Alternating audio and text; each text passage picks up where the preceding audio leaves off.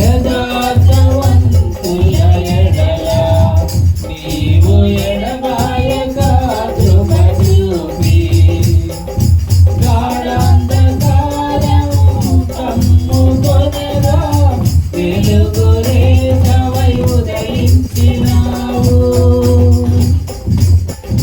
యథార్థవంతుల ఎడల నీవు ఎడబాయక కృప చూపి